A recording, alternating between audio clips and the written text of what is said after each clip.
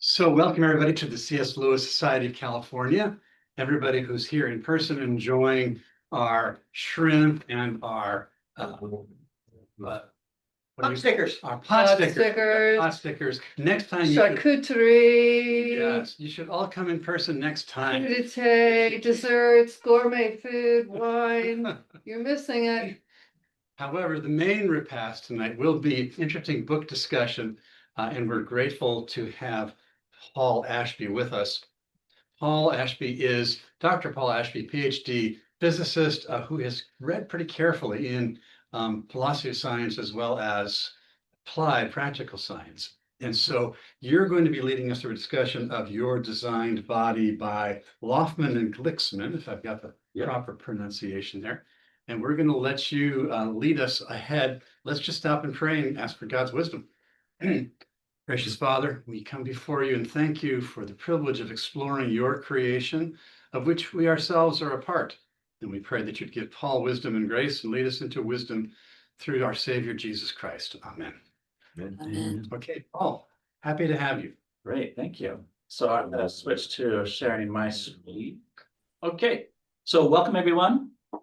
This is the second discussion, and after I finished the first one, I said, well, we'll cover a lot of other material in the second discussion, but as I reviewed my slides and also how it went for the first one, I was disappointed in how I led the first one. And so what I'm going to do is I want to try again.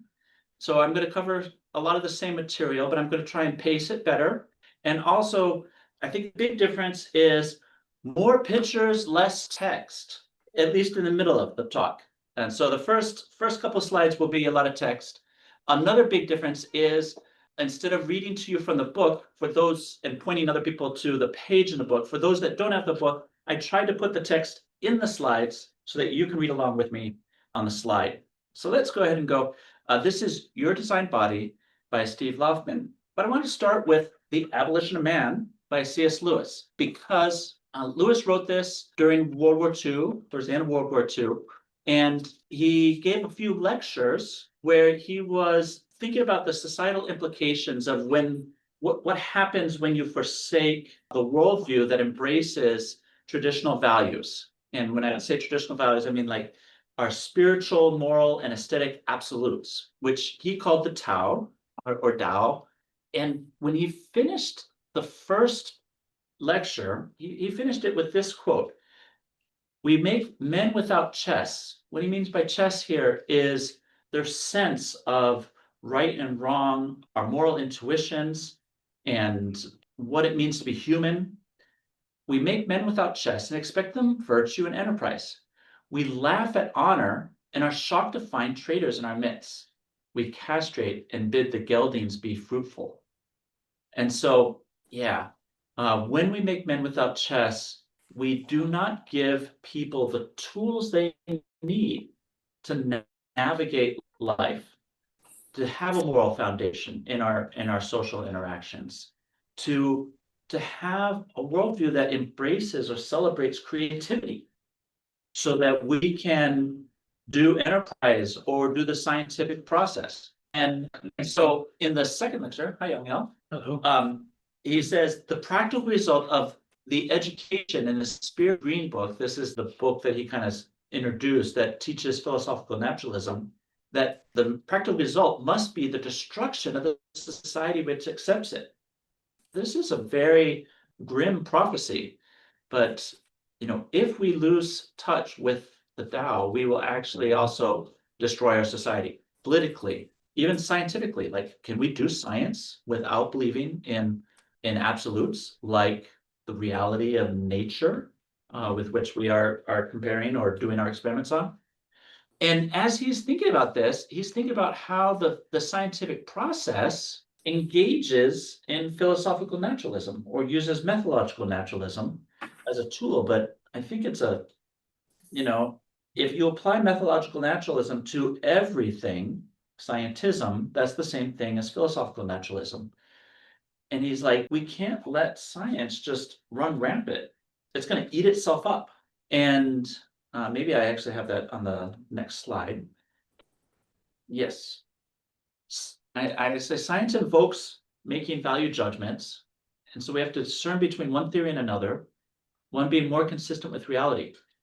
And so Lewis talks about how apart from the Tao, when man seeks control and power over the world around them, they have a magical mindset. And then he continues, he's thinking about what are the consequences to science and what would be a new science. So no doubt, those who really founded modern science were usually those whose love of truth exceeded their love of power. Its triumphs may have been rapid and purchased at too high a price.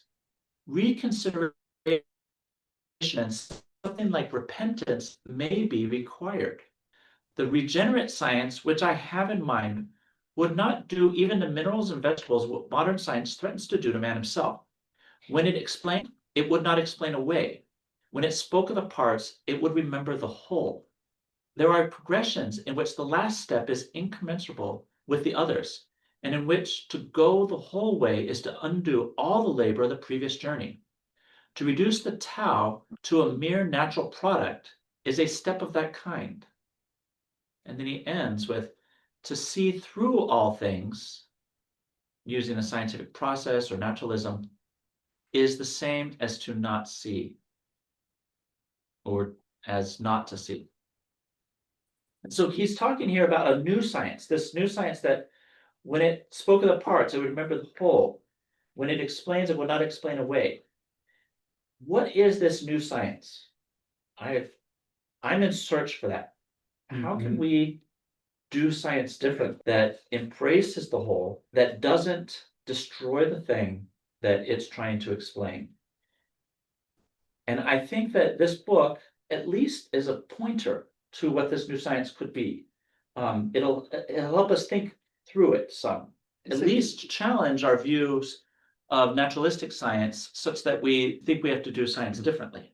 Is it kind of back to the Spanish scholastics who discovered things because they believed that there was a lawmaker Yes. and they could discover the laws? Mhm. So reaffirming that things are created, not Right. When we random. recognize design, Yeah. then we can start thinking about who the designer is. We can start expecting design, and we can then do better science by more thoroughly investigating so that we can discover more of the design and describe it more adequately. So Paul, would that mean like one could formulate hypotheses anticipating the possibility of design, as well as hypotheses not anticipating the possibility of design? Yes, for sure. Right now, we only have one of those Exactly. in mainstream science. But the reason we only have one is that mainstream science is controlled by the conviction or the opinion that there is nothing exists other than physics. And if nothing exists like a creator, then there's no point in looking for design. So that's why they don't have hypotheses anticipating the possibility of design, because they know in advance that there is no such thing as a designer, or they think they know in advance. Well, Is that fair? I mean, if science wasn't always that way, Mhm. as Lewis mentions, the founders of science had the good intention, and those who continue to believe that natural phenomena are not all that is reality have those who more narrowly think that natural phenomena is all there is to reality. Right. And so we've worked side by side, but I think that relationship has been a little contentious at times. And I don't necessarily want to describe that too much, but what I want to say is as they do science together, it's becoming more difficult because, and I'll describe it in the slides here, we're coming to better understand what information is, and that information is extremely difficult to explain naturalistically. We can't avoid it though, and so we're needing to come up with new descriptions for what information is and how it is created and moves through the natural world. And those that think only naturalistically are recognizing this problem. They're starting to see the need to come up with other explanations too.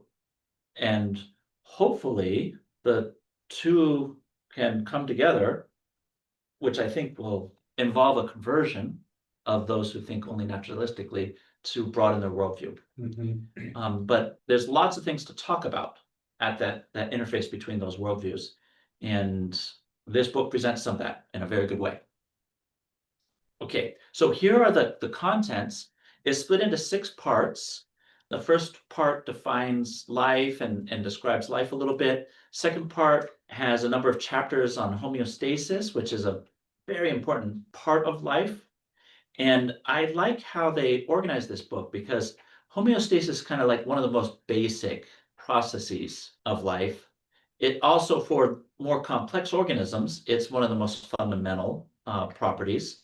And so they go through homeostasis for the complex organism humans. This whole thing is a human physiology book. Sorry, I should have said that earlier. The book generally is human physiology. Although Abigail, when we finished last lecture, she's like, oh, that was just a review of my AP Bio class. Now, granted, she also took a physiology class, so it might have been the 2 classes together. But they build not just homeostasis, which is like the most fundamental part of the living organism, but beyond homeostasis is like some of the icing on the cake in terms of wonderful qualities that the human organism has, like the ability to be able to see and hear, or our exquisite balance and physical movement. Then in part 4, surviving the jungle is actually the environment we live in is harsh. And there's all sorts of things that can damage our bodies. And our bodies don't just maintain themselves in homeostasis, but they can actually do repair. And so a couple chapters on the ideas of repair. Then chapter 5 is on the fact that we replicate and just how amazing the replication process is. And so there's a few chapters on that. And then part 6 are the philosophy of science chapters. And so what I'm hoping to do is quickly go through the definition of life, cover the homeostasis chapters pretty quickly, and then cover a little bit in the beyond homeostasis, a little bit about clotting, and a little bit about the replication, and then hopefully spend some time talking philosophy of science. And I'm hoping to do this all in 90 minutes. Wow. So that we can go back and review and discuss more. So let's see how that goes. So here's a big block of text, but I do think that they did a really wonderful job in the introduction. And so this block of text here tells you the whole book, right? So if you can take this in and process it, you will have had a good night. And so let me go and read it. The human body is amazing. Even a cursory look shows us that a lot is going on. Hands that wield a sledgehammer during the day can play evocative piano sonatas in the evening. In a triathlon, the same body swims, bicycles, and runs, 3 very different activities, in rapid succession and with extreme endurance. The same body that completes that triathlon can also climb a mountain, though perhaps on a different day. Our bodies keep a constant internal temperature, manage our water levels effectively, and keep us going even when we eat the wrong foods. When we stand up, our blood pressure adjusts almost instantly to keep blood flowing to the brain. We know when we need food and water.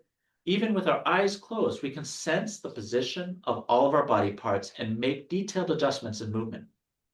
Our eyes differentiate the nuances across an amazing spectrum of colors. The same eyes that work in painfully bright light can also see in almost total darkness. How do they turn light, which is photons, into information, the electrical pulses? And how do our brains turn that into images? Our ears face similar challenges, only they turn sound, which is pressure waves, into electrical signals. Further, they're configured such that our minds can generate a 3-dimensional understanding of the objects around us just by the sounds those objects emit or block. When we cut our finger, the blood quickly stops and the wound scabs over and heals. When we get sick, our bodies generally do an excellent job of fixing the problem and getting well again. While our bodies are neither the fastest, nor the biggest, nor the strongest in the animal kingdom, they are without question the most versatile. The human body's range of capabilities boggles the mind. On top of this, we can make new people. Anyone who has experienced the birth of a child knows that in this astonishing process, something special happens. What is a fitting response to such wonders. And so as we think about all this human physiology, they actually organize it from their two different professional perspectives. So Howard Glickman is a medical doctor, and so he gives the medical perspective. And so it's to understand the sophisticated and extraordinarily precise function, capacities, dynamics, and coordination of the body's many interconnected systems. And then Steve Laufmann is an engineer doing systems engineering and specifically thinking about how to reorganize large complex systems. And so he brings an engineering perspective. And so with that, we're exploring the exquisite engineering of these systems, the mechanical, pneumatic, hydraulic, and electrical systems, the control systems, the internal signaling and coordination mechanisms, the information processing, much more. And so I think it's really neat how they do this because they talk a lot about the engineering, describe engineering principles, and then describe the human physiology, and then see how they overlap. And that's really well done because it's very easy to maybe describe just the biology and without pointing to how it mimics our engineering, we might actually miss how complex and how interdependent all the systems are. Okay, so the ultimate thesis of the book is that they will argue that the exquisite architecture and engineering design of the human body reveals daunting hurdles to any causal explanation, hurdles that can no longer be ignored. In the final chapters, we'll unpack a theory of biological causation rooted in the lessons of engineering and systems biology and compare it to the modern evolutionary paradigm. Okay, so what are some of these engineering principles? This is a little imprecise, but it does put it in words that we all will relate to. So they talk a lot about clever solutions. When we look at the systems in the body, they're trying to solve a problem. How do we get nutrients and oxygen deep within the body to be able to feed the cells so that they can function? Okay, so that's an engineering problem, and there are clever solutions to these problems, and many different problems. And so they say virtually every one of the body's ingenious solutions involves one or more systems, and these systems are composed of various parts. One thing, so lots of parts. Two, they work together to achieve a function that none of the parts can perform on its own. And three, all of which are correctly arranged, assembled, and integrated. So not just functional, but it's the arrangement, the assembly. Four, they do that to get exactly the right range of capacities, while five, operating within tight tolerances and under tight deadlines. Most of us know from firsthand experience that when one of these systems breaks down, bad things happen. We deal with engineered things all the time, and we're just so used to things working that we don't actually know all the ingenuity that goes into creating the technology that we use all the time. But we do know when things break that we're oftentimes at an impasse and we can't put it back together ourselves. We have to go hire the professional with the knowledge and the engineering ability to make things work again. Yeah, they also mention that there are coherent independent systems that make up this do or die process. And they talk about how physicians know that the body must follow the rules of physical chemistry. The body must also take control to maintain an outer equilibrium state. The body must possess exactly the right functional capacities, and the body must be finely tuned. So engineers approach things a little differently, but discover the same things. Systems require many parts. Systems must be coherent. Systems of systems usually exhibit complex interdependencies.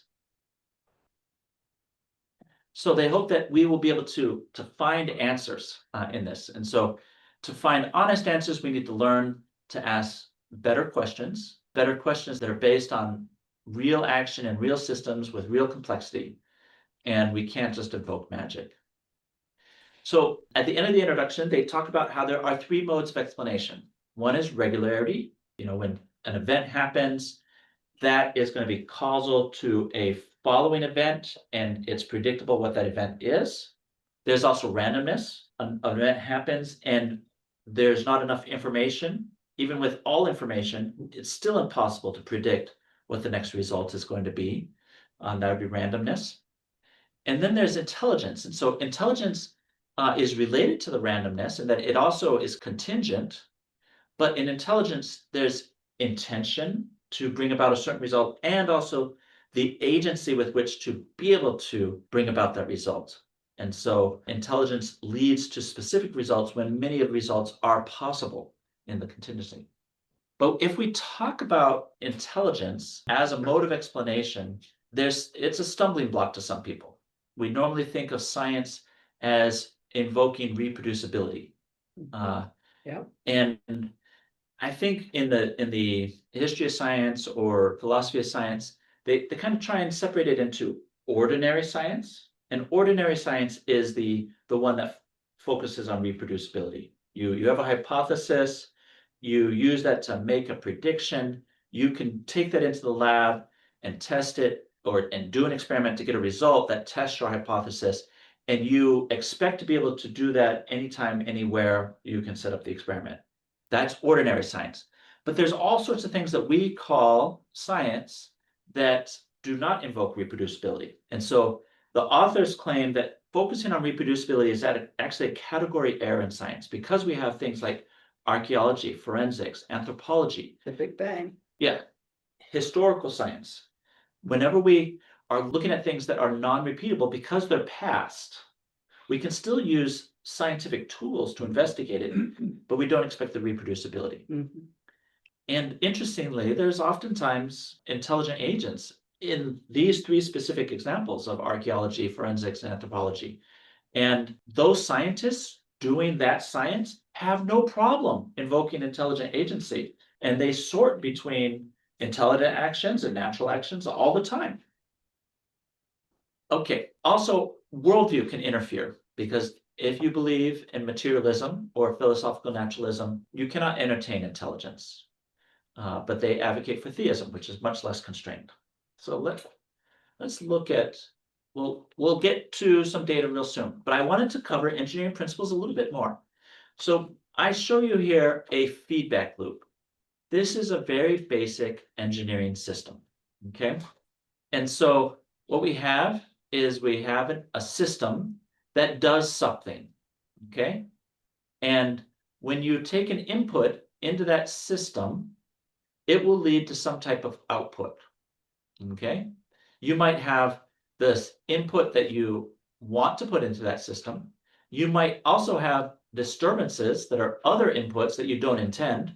You got to consider that all those things do go into the system and generate a result. Okay, that's the system output. Well, that system output has repercussions, okay? And we can measure those things by using a sensor. And so somehow the signal has to get from the system to the sensor. And so we'll have some type of signaling involved there. But a sensor is designed to be able to measure the quality or the property of the system that you're interested in. And then that sensor also will have its output, so that's the measured output, that we can use and bring back around.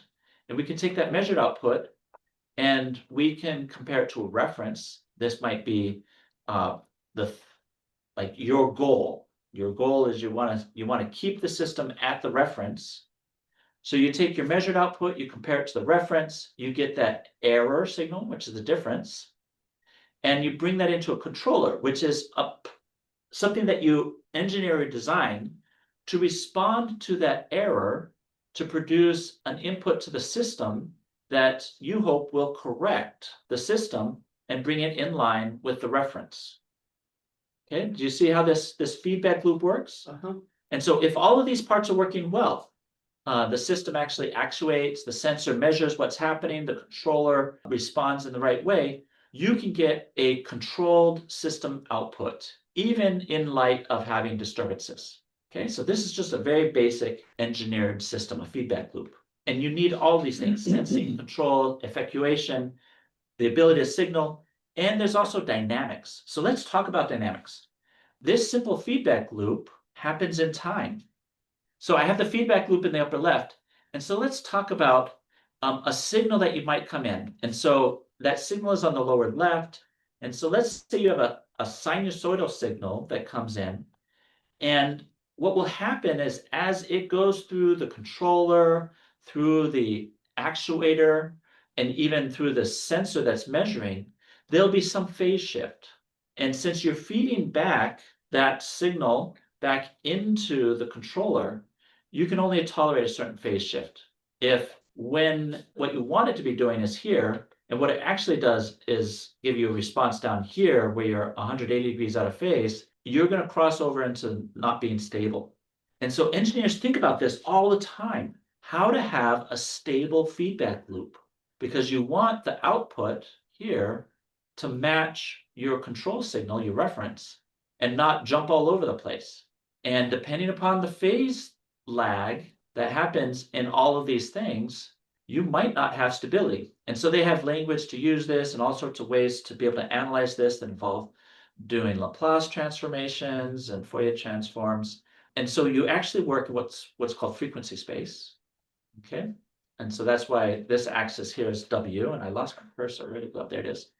And so the horizontal axis is frequency here. And then the top graph is the gain of the loop. And if your phase shift is greater than 180 degrees and your gain is greater than 1, you will have an unstable feedback loop. And because you need to tolerate some disturbances that mess with you, you usually want to work with a phase margin, which means that when your gain is 1, you have less than that 180-degree phase lag. Okay, and so this is called a Bode plot, and engineers use these all the time to be able to characterize the stability of their feedback loop. Dynamics are really important, and this is just a simple feedback loop, but we will run into all these things in the body too. So let's start doing some biology. Proteins are the cell's workhorses. They do all the chemistry and send signals back and forth, stuff like that. And you'll see these different representations of proteins. This backbone structure just kind of traces the backbone of the carbon chains that make up the polymer. Proteins are polymers that fold up into specific shapes that are then able to do the chemistry. I won't talk in too much detail here. We're going to talk a lot about things working at the molecular level and at the organismal level. So I just wanted to show you, look at that bottom axis, that size axis. This is logarithmic, meaning for every equal space from left to right, we're actually multiplying by factors of 10 here. So we grow very quickly, but if we start on the right side and go to the left, you're also shrinking very quickly. So an adult female, we would call that a woman. Is that what we call it? Yeah. Is about 1 meter in size. And so if we go down a few orders of magnitude, we could get to the size of a chicken egg or a frog egg down to 1 millimeter in diameter. So that's 1/1000th of a meter. The eggs in her body are 1/10 of that, or almost 1/10 of that. So a few hundred microns. And an animal cell, like what we're made out of, that are also called eukaryotic cells. Plant cells are also eukaryotic cells that have a nucleus. Those tend to be about 10 microns in size. If you go down another order of magnitude, down to 1 micron in size, this is 1/1000th of a meter. You need a good microscope, a very good microscope to see bacteria. And they're about 1 micron in size. Also, the organelle, a mitochondria, inside an animal cell is also 1 micron in size. If you go an order of magnitude smaller than that, that's the size of viruses. And viruses are these shells of protein that then have DNA or RNA packed inside. If you go down another order of magnitude, that's the size of protein. That's 10 nanometers. Another order of magnitude, that's 1 nanometer. That's the size of individual molecules. Small molecules, sorry. Small molecules are 1 nanometer in size. And then 1 order of magnitude below that, that's the size of individual atoms. Okay? Think about this. Proteins are only 2 orders of magnitude larger than individual atoms. And proteins are what do the chemistry, the complex functional work in the body. But then we make all sorts of hierarchical structures from there, all the way up through the cell to the organism. Here's some comparison about engineering. I'm showing on the right a protein called ATP synthase. Okay, this protein is a rotary motor. You can see it rotating there. And when the rotor rotates inside the domain on the bottom, it causes that domain to open and close And as it opens, it allows ADP and phosphate to bind, and then as it closes, it presses them together and forms ATP, which is a energetically uphill reaction, very difficult to do actually. And that's all driven by the domain at the top that you see spinning. That's the FO domain. And that's driven by protons, which are at the very top, just crossing that membrane, which is in gray. And so they hop on the FO and then ride around the loop. And as they go around, right when they get almost to the same place where they hopped on, they have to stop and go through an exit channel. And so the difference in concentration is what forces that thing around in a circle, which then rotates the rotor, which then causes the reaction. Okay. Underneath that, you can see I gave the dimensions 19.1 by 13.7 by 11 nanometers. And I tried to show on the left an electron microscope image of this ATP synthase. And so you can see two of them together. They form these little dimers in the mitochondria. Is this what you look at all day? I use a different type of microscope that's not this good, sorry. I wish I did. I have some projects that we'll work on this. But I want to compare this to the human engineering. So that is a FinFET on the upper left. And you can kind of see the dimensions there. There's some scale bars like 85 nanometers, 19 nanometers, 63 nanometers. And then there's a zoom in of the interface of the silicon interface with the tantalum nitride and also the hafnium oxide. Okay, so that zoom in right here, see, okay, that zoom in, this is of the same scale as this, the electron microscope image of ATP synthase. So here the scale bar is 2 nanometers, and you can see the columns of atoms, and then some amorphous material that's silicon oxide, and then the amorphous hafnium zirconium oxide that's 5 nanometers thick. Okay, this is our best technology right here. This is what we make our computers out of, our chips in our phones that operate really quickly and do all of our computation. This is our best ability to control where we place atoms in nanotechnology. Compare that to the same scale that is this protein that is doing this incredibly exquisite chemical reaction with incredible selectivity and efficiency. Comparing these is just, they don't even compare, okay? And I'm just showing you one protein there, but oftentimes these proteins are organized in signaling pathways. So you know how I showed you that feedback loop? Okay, that was just a simple feedback loop where you had one system that had a single sensor bringing back the signal to the controller, okay? But this is what biologists deal with all the time when they're doing biology, is the interrelatedness of all of these feedback loops. So up at the top, you see a lipid bilayer. Okay, so that's a boundary between the outside and the inside of the cell. And there are transmembrane proteins. And so proteins are just kind of these blobs, cylinders or ovals. Each one is a different type of protein. Well, if they have the same label, then yeah, they would be the same protein.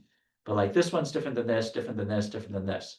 But these are all transmembrane proteins that have other proteins that interact with them. And when you see an arrow that has a pointed end, that means that when those proteins interact, the one that is pointing at the other activates and increases the function of the one that's being pointed to. If you see a line where it has a bar at the end, that means it's an inhibitor. And so it actually makes the subsequent protein less active. But you see all of these arrows and inhibition lines all over the place. Okay, so here's an inhibition line. But like, look at all the work that this JNK protein does. It has a few that activate it. Here, the EVIL inhibits it, but then it then turn around and is activating all these other proteins or inhibiting this set of proteins. Very complex feedback system here. Wow. All over the place. Okay. So with that in mind, let's talk about some of the other systems. So chapter 1 starts with being alive, and it says that life is the greatest discontinuity in the universe. I think that's a wonderfully true statement. Mm-hmm. And it's a discontinuity because life is very much set apart from non-life by homeostasis. The laws of physics are relentlessly driving everything towards equilibrium, Mhm. okay? But life always keeps itself out of equilibrium. It takes energy in, processes that energy to keep itself out of equilibrium from its environment, using all of these protein networks and feedback loops. Another way that we could define life is that it can reproduce itself. Yeah, maybe that's essential. Definitely, if the environment, which is relentlessly trying to drive you to equilibrium, is killing off some cells, you would want some to reproduce so that you have some duplicates available, when some redundancy, so that when some of them die due to accident, life can continue. Okay, there are engineering hurdles that must be overcome. So to be alive, each cell must perform thousands of complicated tasks with both functional and process coherence. The orchestration means the cell has to get all the right things done at the right order at the right time. That right time is kind of the dynamics that I was talking about, that we do a lot of control theory and engineering, try and do it well. We need to be able to do reproduction, and each cell is a vast system of systems. So to be honest with you, this is actually just one type of system in the cell. We can pull up signaling pathways that have been elucidated for all sorts of different systems in the cell. Okay, so there are systems of systems with millions of components, machines, and processes all working together in a coherent, interdependent, tightly coordinated fashion. And really, there's no plausible, causally adequate hypothesis for how this could have come about by accident, just by, random things coming together. It takes foresight to be able to put together complex systems like this. If you look at the upper left here, the body and cells have these systems of systems, and he gives gives a list of things that the cell must have, like containment, special gates, chemical control, structure, modular subunits, transportation system, energy production, material production, information. This could just be like a chemical engineer describing their plant, right? Mhm. So a chemical engineer needs to be able to handle all these things. Mhm. Well, we can also just port all of this right over to the cell and talk about how the cell has different parts in it that do these different functions that are described on the left. Okay. In chapter 2, they talk about how it's not just individual cells, but you have trillions of cells working together. And these cells aren't all the same type. Like the previous one, how long has that complexity been discovered at that depth? At Darwin's time, like when he wrote The Origin of Species Yeah. in 1860, they thought that the cell, their best microscopes then could see the outside, like a cell wall. Yeah. Okay, so they saw the cell wall and they're like, there's a boundary. They couldn't see anything else. And so they just thought that it was a bag of water. Yeah. Light microscopes started to improve in the subsequent decades. And so these organelles, like the mitochondria or the endoplasmic reticulum, they were observed and labeled in the subsequent decades. Okay, now we get to the The turn 19th century. in the 19th century, Okay. so over 100 years ago. Okay. But it wasn't until the first half of the 20th century was when electron microscopes were invented, and we could start seeing at a smaller scale. And we started to see that these organelles actually had very complex hierarchical structure themselves. And the methods of molecular biology were also starting to be discovered, where we could start like separating one protein from another and seeing, what interacted with each other. And so we started being able to draw these maps. These are just interaction maps, basically. There's nothing about the structure in this description here. But through the second half of the 20th century, we really started to be able to do what's called structural biology, where we took these proteins and we actually characterized their shape, like this, their shape. Mhm. And we started to say, oh, wow, their shape gives them the ability to do specific chemistry, Uh-huh. or their shape allows them to interact and bind to other ones in this way. And we started to be able to organize the structure with the interactions here, and then also be able to start doing it at the whole hierarchical level. But we are still, now that it's 2025, we are still limited in our ability to do microscopy well. We are constantly learning new things by being able to study these proteins and these complexes and this hierarchical structure in its more native environment. We did a lot of science through the 20th century by reductionism, breaking it down into its parts, studying individual parts, and then just reconstituting a little bit of function. But right now, the science is how much can we observe it working in its real state? And when I say characterize it, we're talking nanoscale characterization Yeah, at the level of what the atoms are doing. yeah, This is very hard microscopy, but that's the cutting edge. And we are learning things all the time. thank you. Sorry to interrupt. And so it will be the case that what is in this book might be contradicted in a decade or so as we learn some more things. Now, granted, this book is actually pretty high level, and so maybe not completely contradicted. But what I mean to say is there's some theories about how things work right now that will get overturned as we learn more, and especially when we're talking about at the molecular level. Okay, and so these cells that make up our body are differentiated into all sorts of different specialized cells, like sex cells and muscle cells or epithelial cells. Epithelial cells are the ones that are at the surface of the organism. They interact more with the environment. Okay, and this differentiation is the engineering that goes into solving specialized problems. You know, each hard problem needs a specialized solution. And so we can have differentiated cells that are organized in such a way that they solve that special problem with their special properties and function. Okay, and not only are they individually solving problems, but they are then integrated into the whole body, multiple different cell types into tissues, and the different types of tissues working together in the whole organism that are well integrated with excellent coordination. Some examples of this, hierarchical structures are the different types of epithelia that, remember, the epithelia are the cells that interact at the boundary between the organism and its environment. And depending upon what you're doing, you're going to want different epithelial cells. So we have differentiated epithelial cells. Some form glands, like sweat glands, or the glands in our kidneys that do the separation of the waste from the blood so that we can create urine. Those are epithelial cells in the kidneys.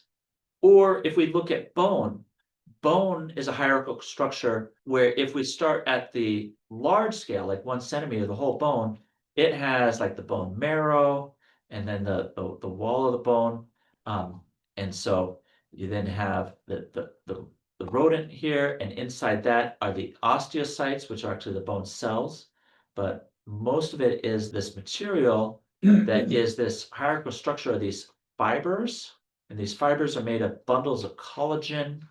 And then the collagen has hydroxyapatite crystals. And those crystals are what give it the hardness of the bone and its great stiffness. I'm sorry, I should have said the crystals give it the stiffness, and it's this collagen network that give it the hardness. Hardness is its ability to resist cracking and breaking. And it's actually the organic material amongst the inorganic crystals that lead to good hardness. Okay? In chapter 4, it talks about the respiratory system, where there's this wonderful feedback loop where we take in oxygen and food. We are able to bring that oxygen in through the lungs and put the oxygen into the blood that is then taken through red blood cells that then gets burned with the fuel, and it creates energy, water, and carbon dioxide. And that carbon dioxide goes back through the blood to the lungs and then out. And then there's this complementary feedback loop, this ecosystem of plants that take our carbon dioxide with sun and then make fuel again with oxygen. Really, each organism is wonderful, but the ecosystems are also a beautifully engineered system too. Okay, so the respiratory system is incredibly complex because you have all these parts with the nose and mouth that do filtering, the ability to taste, but you can also bring the air down into the lungs, and the lungs have this branch structure where at the very end of the airways, you have these alveoli, and the alveoli have this interface where it's very thin between the air sac of the alveolus and the capillaries of the circulatory system running through the lung. And this very thin boundary is what allows the oxygen gas to go into the red blood cells and bind to the hemoglobin, and the carbon dioxide to be able to come out from the blood into the alveoli and then be exhaled.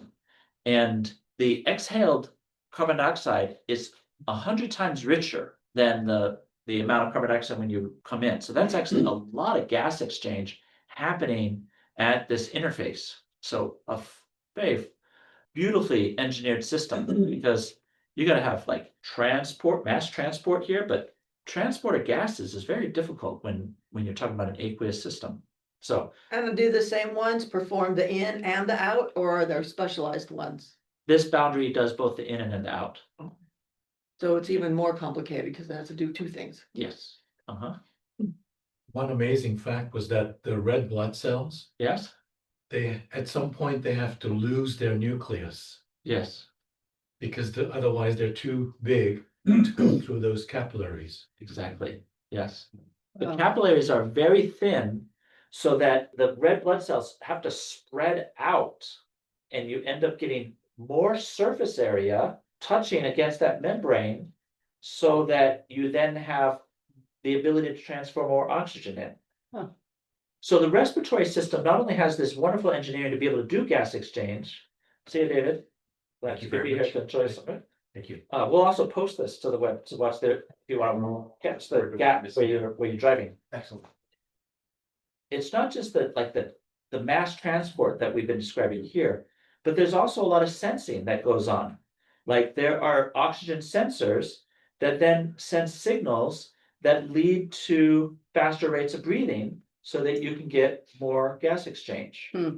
And so there's these feedback loops that have sensing and a control system that takes that sense signal and sends a signal to get, affect a certain outcome. You have to have an effector, which would be like the diaphragm here that contracts and pulls the lungs open. And there's a system that controls how fast that's going. And then there's the whole dynamics that has to be done to keep it stable, right? Okay, the cardiovascular system is also phenomenal. So you have the heart here, which is designed with its valves so that you only have one-way motion of the blood, but the heart has to have electrical signals pass through it in just the right way so that the contractions happen in the right order to be able to productively pump the blood. And anyone who's had issues with fibrillation will know that when this electrical system is not working well, you don't feel well, or it could even lead to death. And we do medical intervention to try and keep this working well.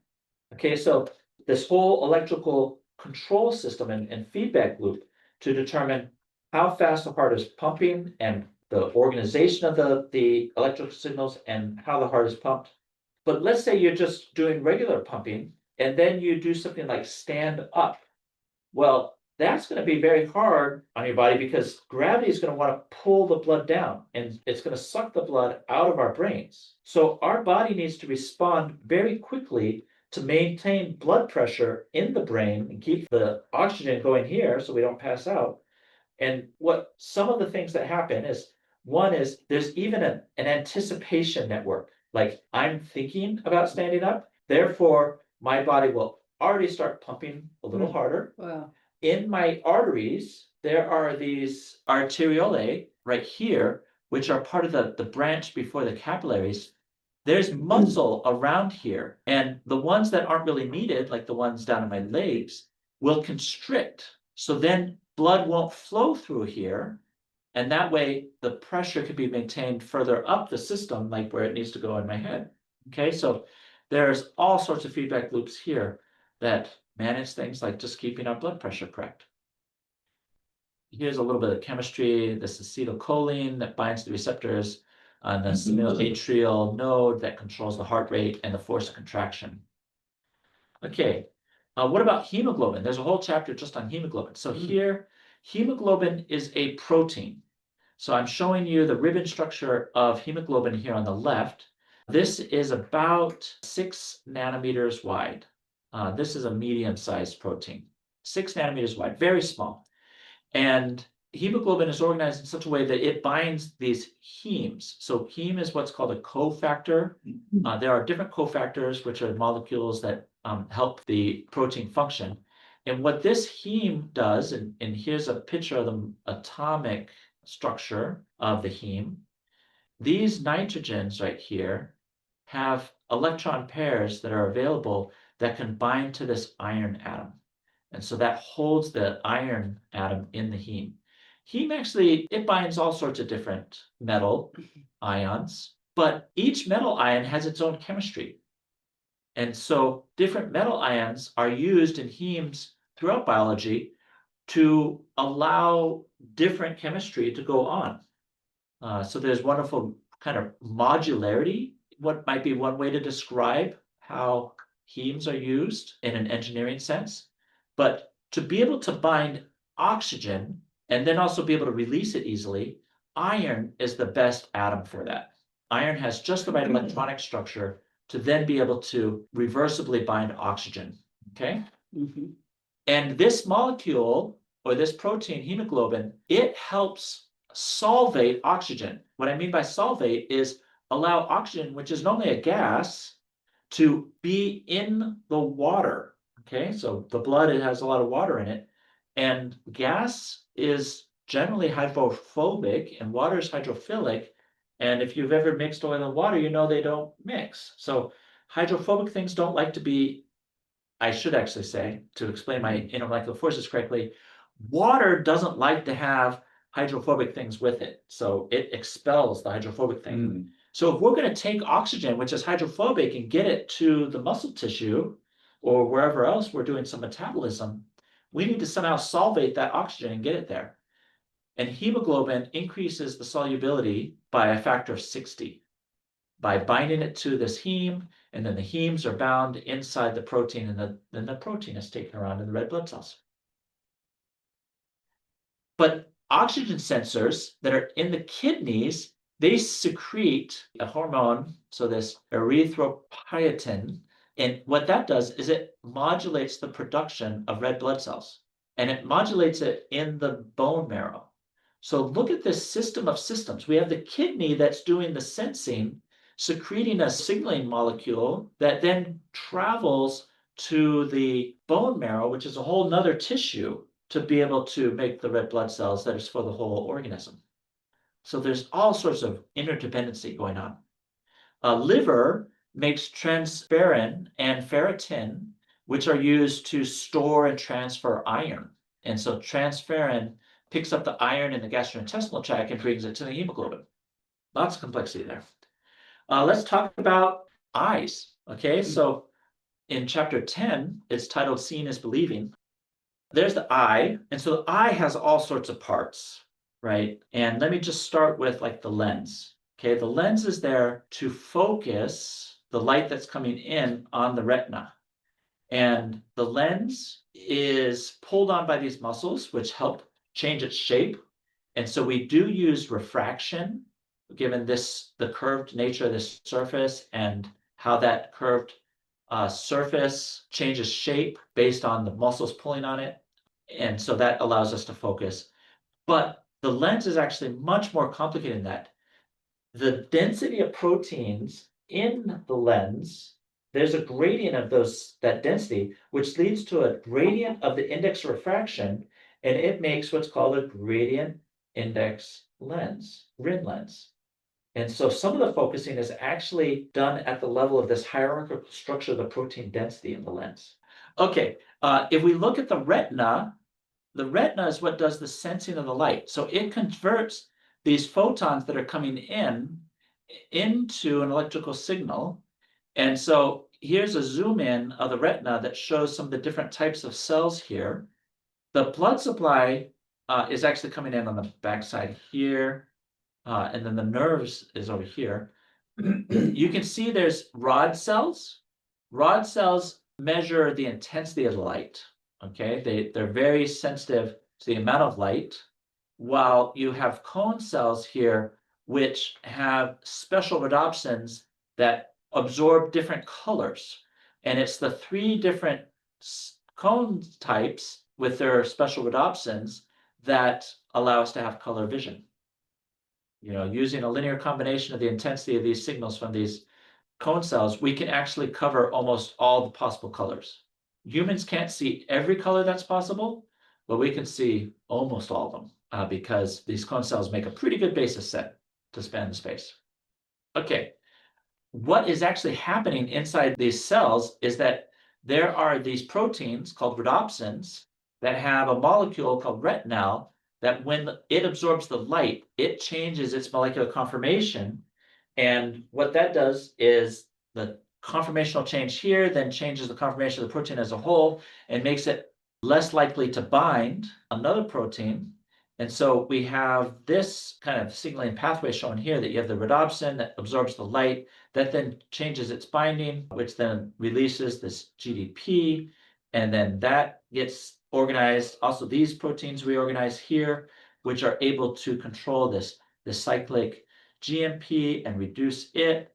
And that's part of being able to open this ion channel in the membrane and allow the calcium to go through. And that calcium pouring through depolarizes the membrane, which helps lead to the signal going through the nerve cell all the way to the brain.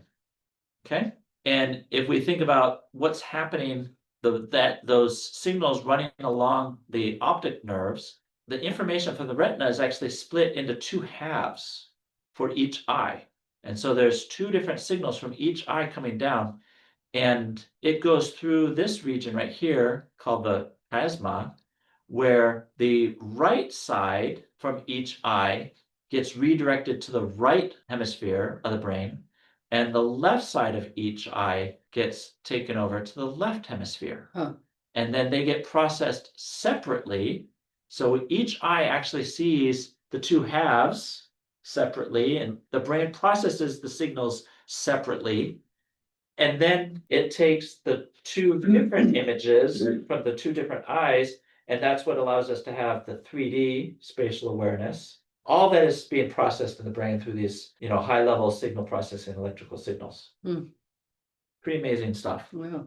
System upon system upon system to lead to this exquisite function. Okay, what about some clotting here?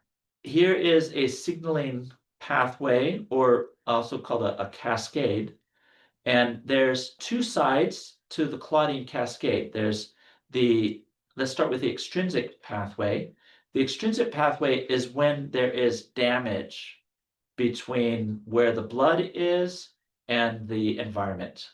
And you can actually have the environment signals start to come into the blood. And so that causes the damage to the epithelial tissue leads to this tissue factor, which is clotting factor 3, being activated. And activation usually involves cutting off a portion of the protein. Okay, so you have an unactivated version, but when there's the damage, that activates the protein. Now you have the active version, which is able to do more work. And then that joins with clotting factor 7 here that also needs to be activated. And then that activates clotting factor 10. Okay, and it will actually then activate clotting factor 10, which then goes down this pathway, joining with other clotting factors like 5, which needs to be activated. And notice how there's kind of this chain that is one protein gets activated. It then is the catalyst for activating the next one in the cascade, which then activates that one, which then acts as the activator for the next one, which acts as the activator for the next one, which then acts as the activator for the next one. And you might go, why is all of this cascade needed to be able to do clotting? Can't you just have a single activation event and just say, hey, I'll activate berberine and make my clot? If you don't have this multiple steps in the activation, you can't control the size of the clot. This layers of activation lead to huge amplification that is very local. which allows you to make small clots right where it's needed.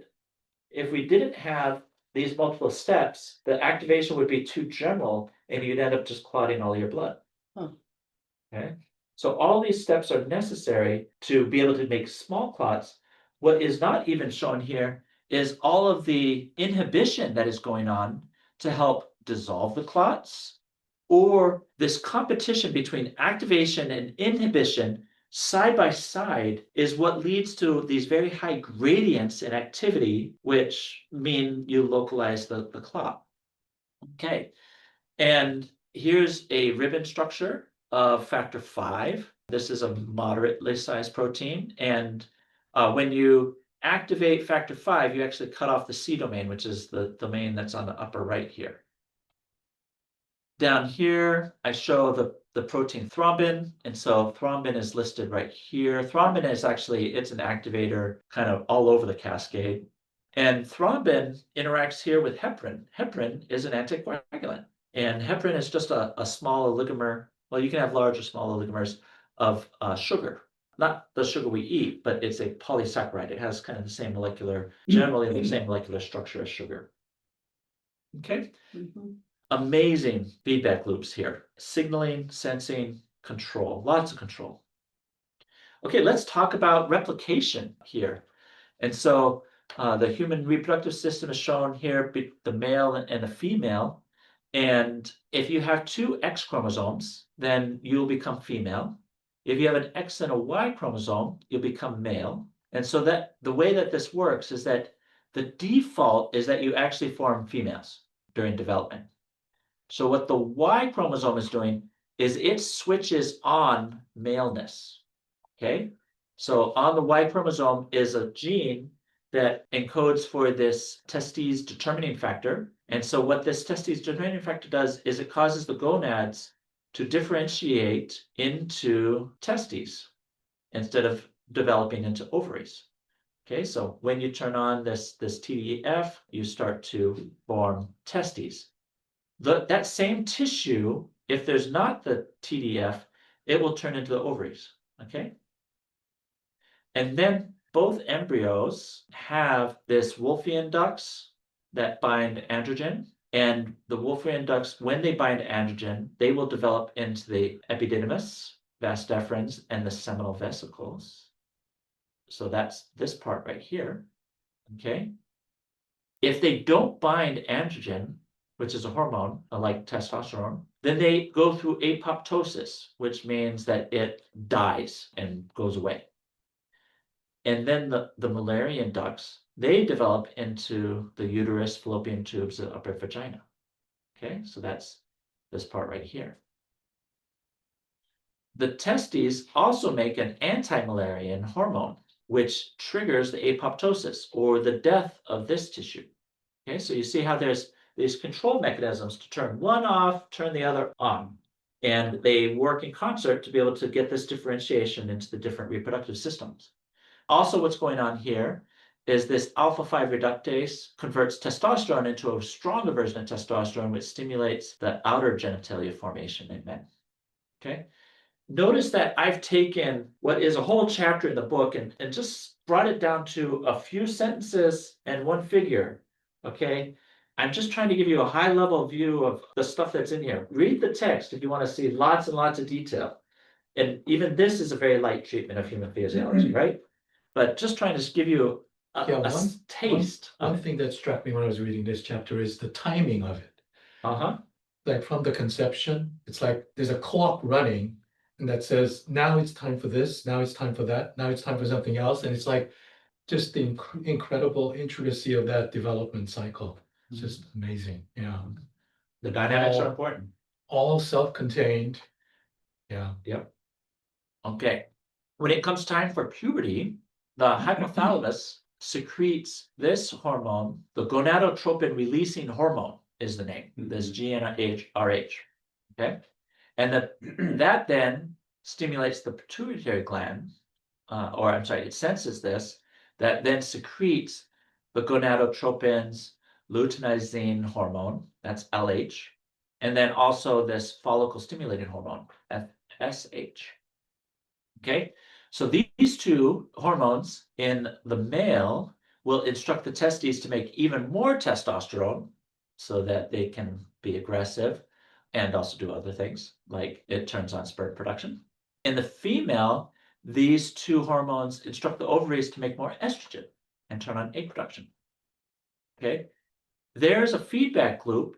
Notice here, this shows inhibition here. Mhm. So the testosterone inhibits the hypothalamus and the pituitary gland, while these proteins are stimulating ovaries to make estrogen and progesterone. Okay, what about fertility? So here is an egg with some sperm, and it kind of shows the process of the sperm burrowing into the egg. And so the sperm has special enzymes on the tip that help it dissolve these layers of the outer egg and then be able to enter in. And then you have the pronucleus of the male, which joins with the pronucleus of the female. And those two then make a nucleus, which is the diploid, that has both sets of chromosomes. But a half set from the mother and a half set from the father make the whole organism. And this whole process is highly orchestrated. It's essential that only one sperm be allowed in. If by accident two sperm get in, it self-destructs. If one sperm gets in, then it turns on some different feedback to be able to make it harder for the other ones to be able to get in. Okay, such as depolarize the membrane, and then it also forms a new layer just under the egg's cell membrane that hardens it. Okay, yeah, lots of neat things happening here too. In chapter 18, it talks about just the general development process. And so here, this is a zygote of a few days old that is going through the process of implantation into the wall of the uterus.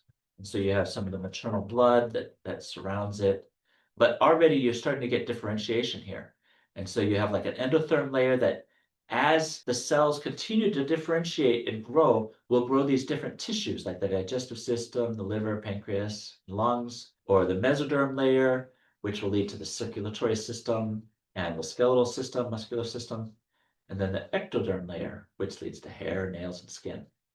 And I was trying to find lists like this, or I'm sorry, like what's in the text, because the text talked about the development kind of more at these levels.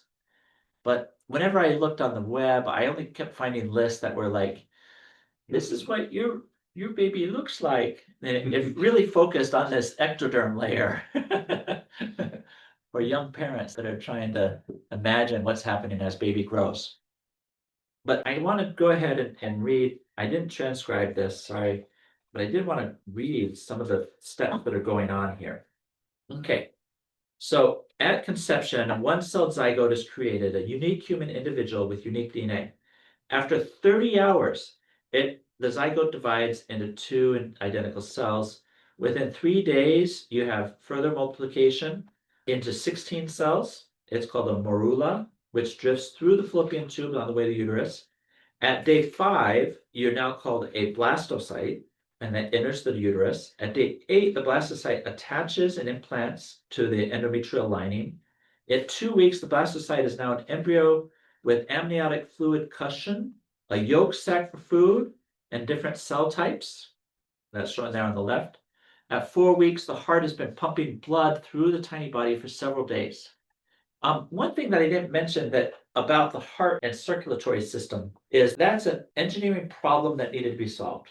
Like, how do you get nutrients and oxygen deep inside tissues of larger complex organisms? Once you get to a certain size of multicellular organism, you can't diffuse those things in anymore. And you have to have a circulatory system, which actually means that for this embryo to develop, it needs a circulatory system very early. And when they talk about measuring baby's heartbeat at a certain time, that's because we're limited by our tools to measure the heart rate. It's not that the heart doesn't exist earlier, it actually exists even earlier. We just can't measure it yet. And so the heart and the circulatory system need to form very early on in the development of the embryo. Here at 6 weeks. At 4 weeks. Okay, at 6 weeks, the embryo has brain waves. and it has fingers and feet with toes. And the airways are forming.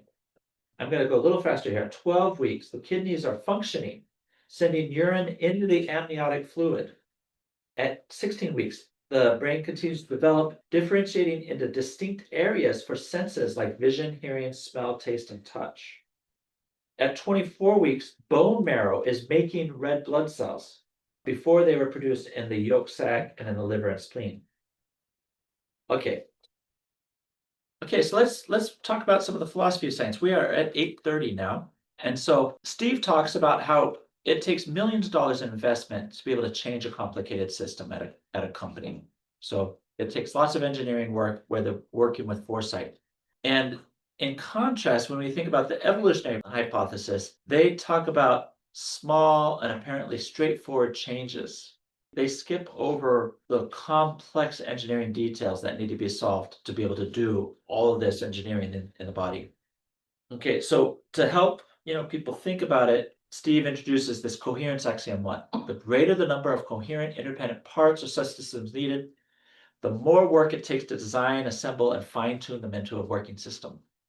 Similarly, the greater the number of coherent independent parts, the more it takes to make a change to the working system.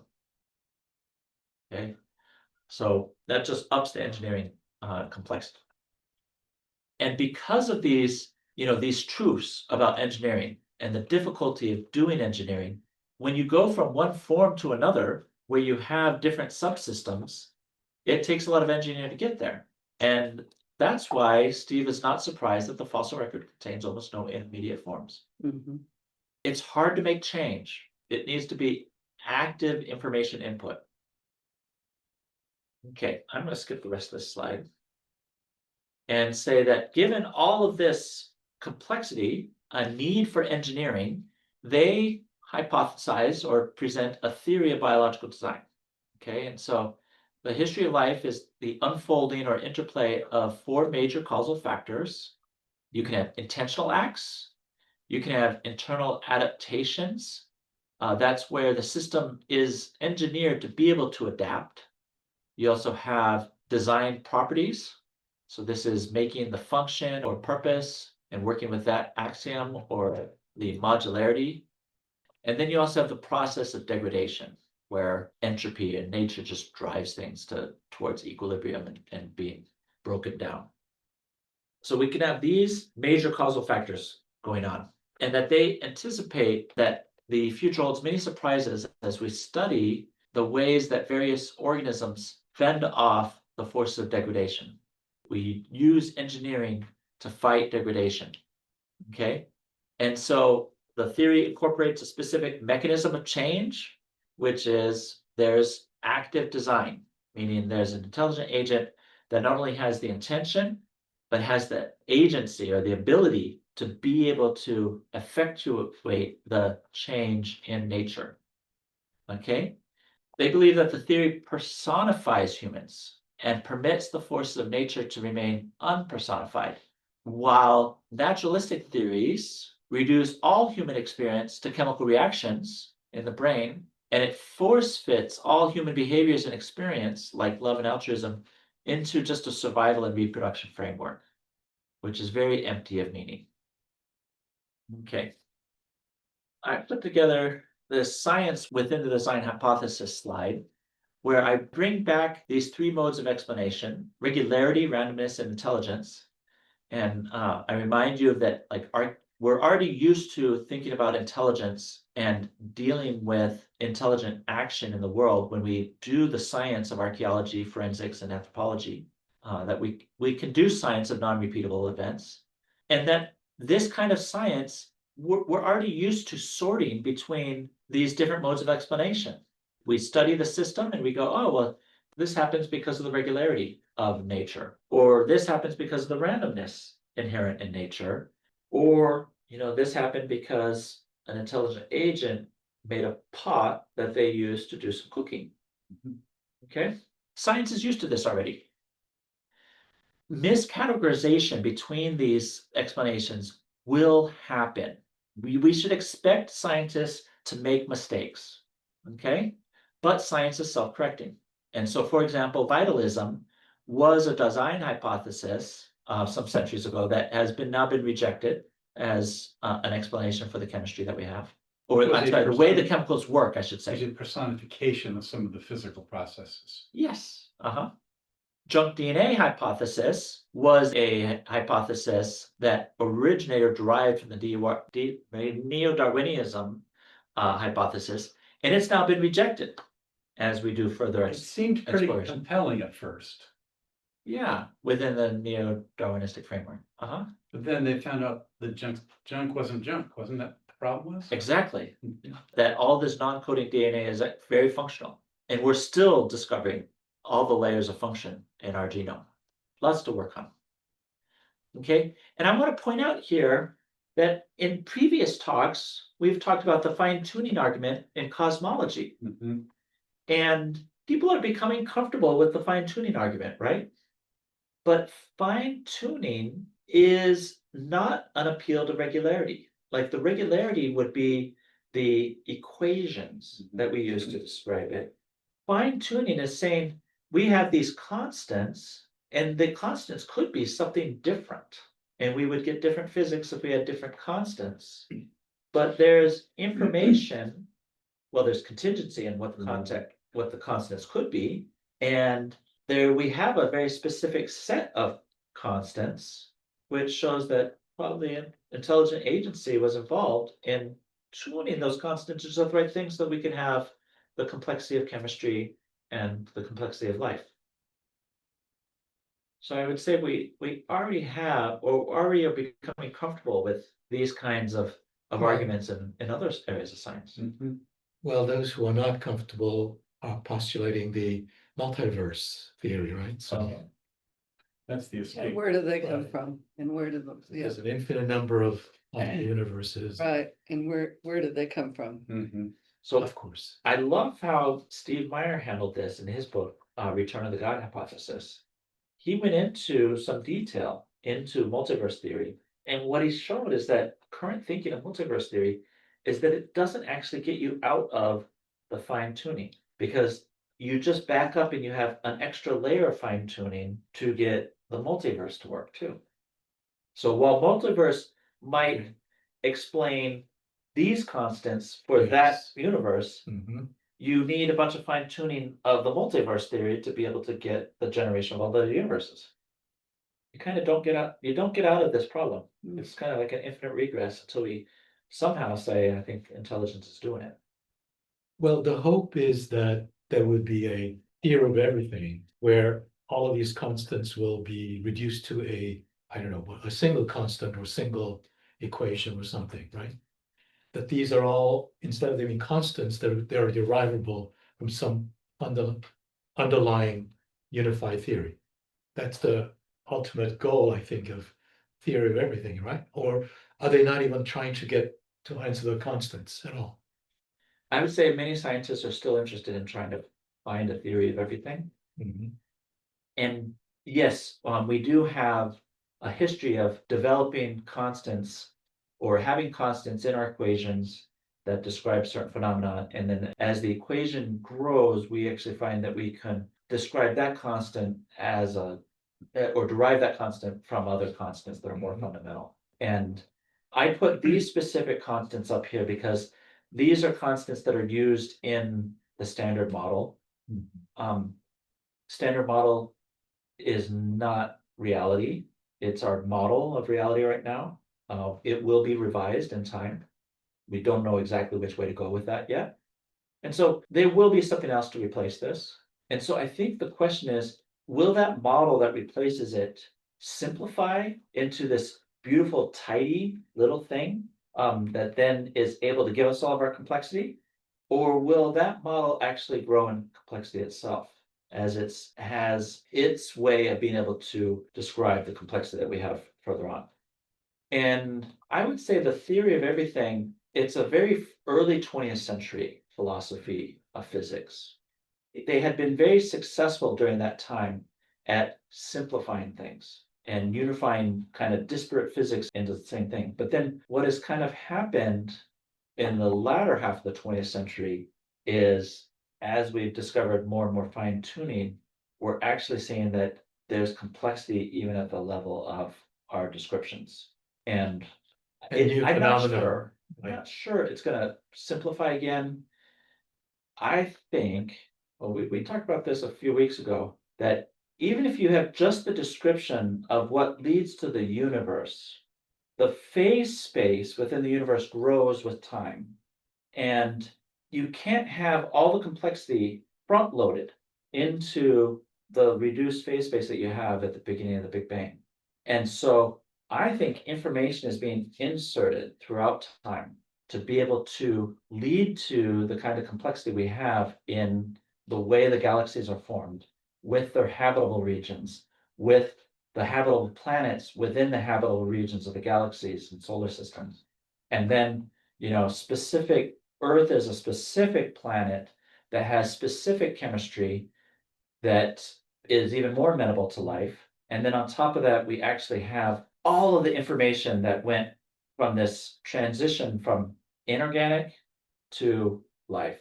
That greatest of discontinuities in nature is that transition to life, and tons of information had to be put in there. You can't just like take a bunch of amino acids and nucleotides in a pool and zap it and get functional proteins. Mhm. So you're saying that conception of periodic interventions is Not more necessarily periodic, continual, continual, or whatever. just throughout time. Yes, but something, in other words, that's more plausible than the idea that all the information and directives needed for the development of everything was contained in the very seed moment of the Big Bang itself. Big Bang would be less plausible than this other. Yeah, from my understanding, I haven't been able to have enough discussions with people who would think differently though. But if, I think that's what's gonna happen. That's fascinating. Story of creation. I mean, We've had discussions off and on. To me, it seems like the crux of it is the notion of information, for one thing. And how it's carried in the, or, Big Bang, or, whether it's physics or chemistry. You're willing to front load information for that, but not for biology, right? Because of the extra complexity. And to me, that seems like an arbitrary distinction. I do think chemistry is front loaded in these constants right here of the standard model. Right, so up to chemistry, you think it's okay to have it front loaded, Right. that the original Big Bang, let's say, Yeah. had enough information capacity to do chemistry, but not enough to do biology. Yep. Okay. And then the biology to happen, then you're saying new information that we still don't know exactly how is injected into the universe. Yes, but not just biology, but I think that information needs to be injected to get the cosmological structure that we have that is Oh, habitable. even the formation of galaxies, Fine tuning. you're Planet, saying yeah, is injected after the original creation. as Earth becomes habitable, as other planets become other things, as so on and so forth. Yeah. That's what I'm hearing him say. So then, Like, for I example, think a fluctuation, okay, a fluctuation in the vacuum can lead to galaxies. okay, But just in that fluctuation, right, it's a single fluctuation, right, that propagates forward, that leads to the density change that leads to the galaxy. There's not enough information in that fluctuation to give all of the information in the galaxy that is the habitable zone. okay, I guess I don't understand what you mean by, why do you need extra information for a habitable zone to be possible? Because a habitable zone is more specific than all of the possible Galaxies galaxies that are- and solar systems that we could have in the universe. Like habitable zones are rare. Not all galaxies have habitable zones, Yeah, I mean, or not many of them? maybe I should add all the way up to like the Earth, rare Earth hypothesis. Okay, That you would have a habitable zone in the galaxy, habitable zone within the solar system, and then just the right composition right, to have Earth To me, the at that point. Yes. to me, the metaverse theory is like the infinite monkeys. yes. Where you see, in actuality, monkeys can't even type one word, haven't even typed one word, much less Shakespeare. Yeah. I have a question. It's the same point that Mary's making, but maybe in a different way. What I'm going to say, I think, is sort of like this, the street corner evolutionist response to all of this. So all of these chapters have given us this extraordinary level of interdependent complexity. But wouldn't the street corner evolutionists just say, well, yeah, but everything, all this complexity just could have emerged by little fluky changes here and there, and then you just add however many billions of years you need, you add to the model. Paul has shown very conclusively to our children that there is not enough time. That's what I'm looking for. So if I'm the street corner evolution, explain to me why I can't just rest happy and say, well, give it enough time, every little fluky change can build up into all this. I'm gonna try and come at it a different way, though. Try Okay. and come at it from the way that they do it here. Fine. And what they're trying to emphasize in this book is that when you have an engineered system, it requires foresight. Mhm. You have to have intention where multiple parts need to be fashioned and then brought together in just the right way to execute the function. And if you don't have all the parts, then you don't have the function. Take that feedback loop that I presented. Mhm. If you remove the sensor from that feedback loop, you don't have a feedback loop anymore. If you remove the controller, you don't have a feedback loop anymore. And we saw all these different feedback loops that need all these parts. You just take a single part away, it doesn't work. So it would have And- failed at any given step. And so evolution Mhm. is assuming that you can make a small change and that small change has function. But engineering says, no, small changes don't have function.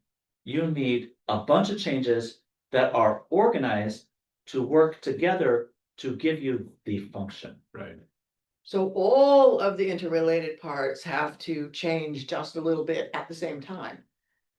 Basically, yeah, you need all the parts to be interrelated and designed to work with each other to Yeah. create that new function. Yeah.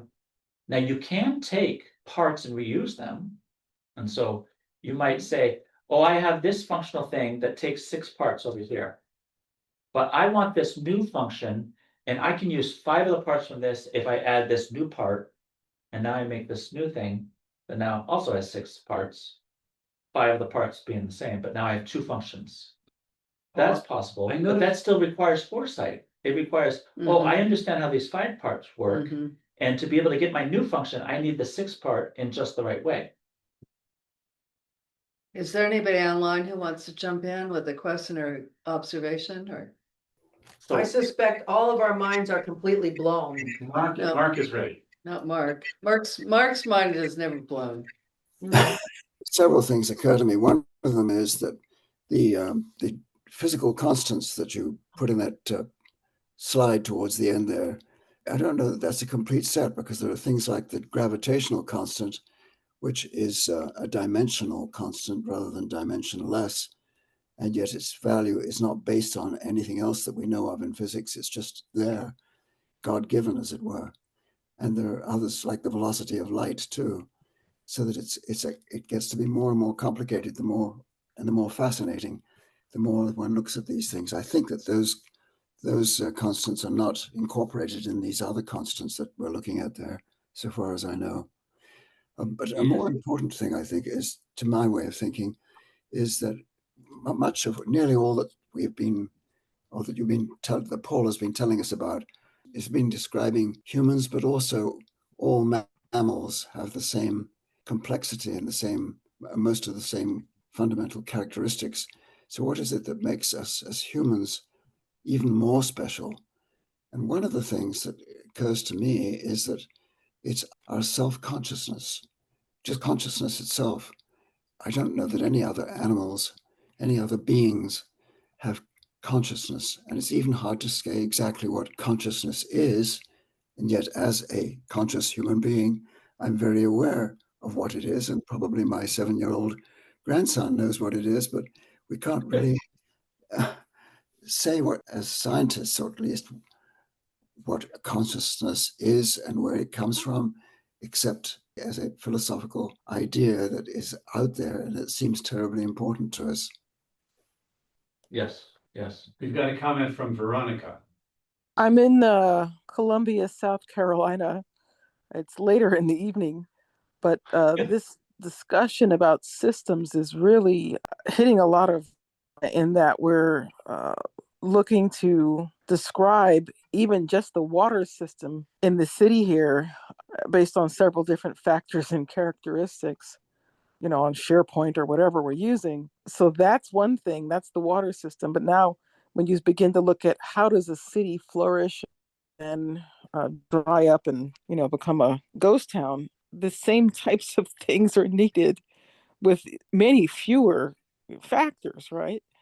To have something grow and exist and flourish, it's a mind-boggling type of thing. And that intention, that mind creating the environment and the conditions is absolutely necessary. And all of these things working, in agreement. So now, who is that? The mayor? Is it the planning department?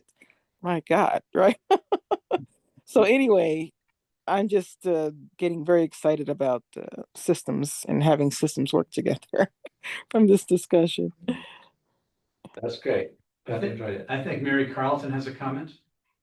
Well, I have no science background or medical background. And so I found it to be almost like a graduate seminar to catch me up on many different systems and many different things. So I just sat here fascinated with the whole thing. But as always, the end of the thing gets to be the more philosophical. I'm losing power here. The end of the thing gets to be the more philosophical and more theological, I would say. And so that also is a fascinating topic there. Paul, at one point in your discussion, you said early on that theism is less constraining to inquiry than materialism is. Yes. You said that, which of course would seem to be the opposite of what many ordinary people would say. They would say, please refute this. They would say something like, well, those theist scientists, like every time they turn around, they're finding design. They're like, they've got to find God everywhere. Whereas we can like content with just finding what things really are. That's what the materialists might say. But your answer to that must be pretty sufficient. Or they'll oftentimes say that because they believe that their explanations based on naturalistic process is sufficient, then to include God as a possible factor or hypothesis superfluous, and so by Occam's razor, you cut it out.